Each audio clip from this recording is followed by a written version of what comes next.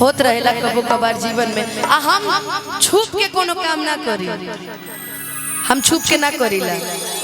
एक एगो के साथ ना, यहाँ लोग 100 के साथ घूमेला डेली, तो इसलिए शर्म की बात नहीं है जीवन में।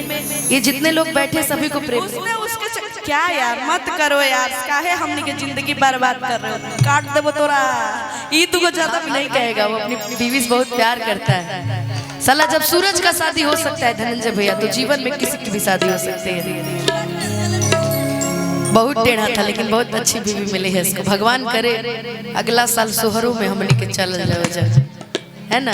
बाकी आओ तनी डांस के माहौल बन जाओ, उसके बाद फिर तो गम के गाना गाइए के बहाना। आइला बारात करे या कि हमसे बात करे, मांगे में मोबाइल नंबर लगातार हाथ धरे, कि गोरी फूला झड़ी बारू पापा के परिवारू, कि गोरी फूला झड़ी बारू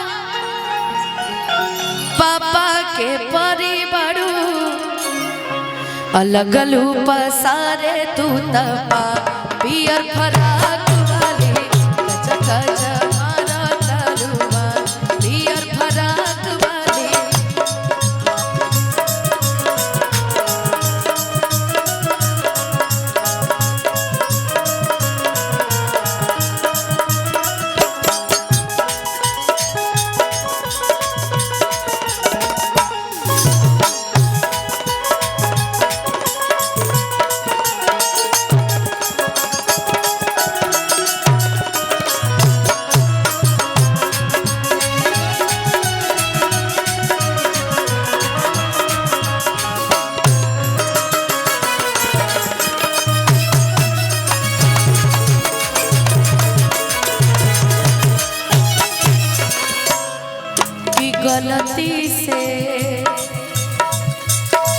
गलती से ये जान टकरा नहीं हो,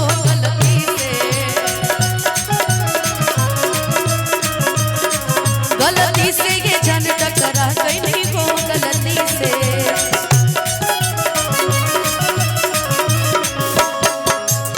कि लड़की के देखी पगलाइल बड़का, लगे कि भांग खा के आइल बड़का,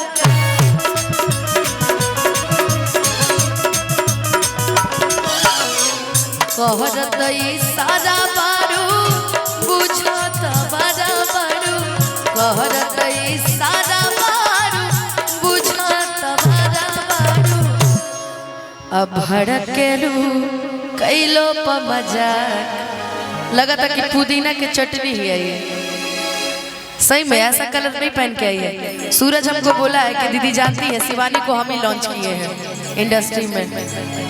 धनंजय शिवानी को यही लॉन्च किया, देखो बोल रही है, समझा रही है इशारे में कि भड़केलू। बहुत खराब चीज बोली है, बता नहीं सकते। कि भड़केलू कैलो मजा पियर फराक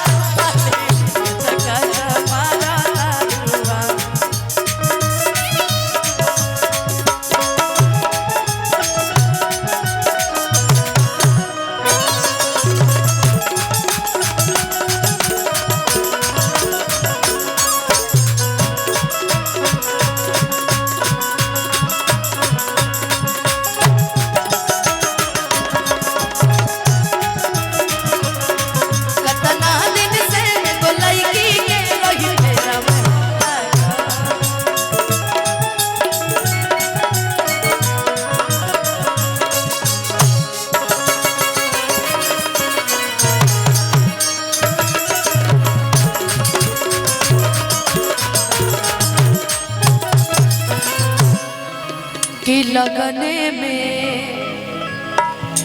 आ हमर हो जा तू जा। मुकेश राय के होई ए मुकेश भैया कहतरी की राउर होई ये कि हमर हो जा तू जान यही। शिवानी कह लिए भैया हेलो हमार तो पूरा मन से बहुत होशक बनी तो कलाकार हमर सब को कहतरी की पर्सनल बड़ी राउर पर्सनल तो पूरा दुनिया में हमार ना भैया पर्सनल एगो होला, पर्सनल एगो होला। पर्सनल घरे बाड़ी ना ई पर्सनल के मामला तू ही नहीं जानता लोग एगो होला कएगो होला।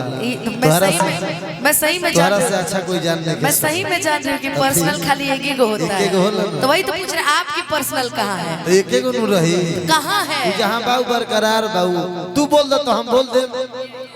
तोहरो पर्सनल जीवन में होई नु जकरा से मोहब्बत होई। हम मोहब्बत के बातें न कोई नहीं है। पर्सनल में का होला? कलाकार के बात कहीं नहीं है। कलाकार ये तो ना समझ कोई नहीं। कलाकार सुई घूम के मुकेश भैया के हमेशा प्रेम में पे आ जाला ना भैया। हाँ प्रेम अगर पाप है तो पुण्य किसका नाम है? वाह वाह वाह।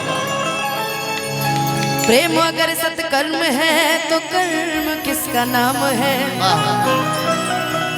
कि जाकर देखो मन मंदिर में सत्य नाम भगवान है, कि पापियों के पाप से ही प्रेम भी बदनाम है। आज कलयुग है, यहाँ प्रेम का मतलब कुछ नहीं है। आज ये गाना आपके आवाज से बहुत अच्छा लगा। ये गाना मेरे दिल का बहुत करीब है, आप समझ सकते हैं। बिल्कुल बिल्कुल आज आपके आवाज में सुना मैं समझ गई भैया।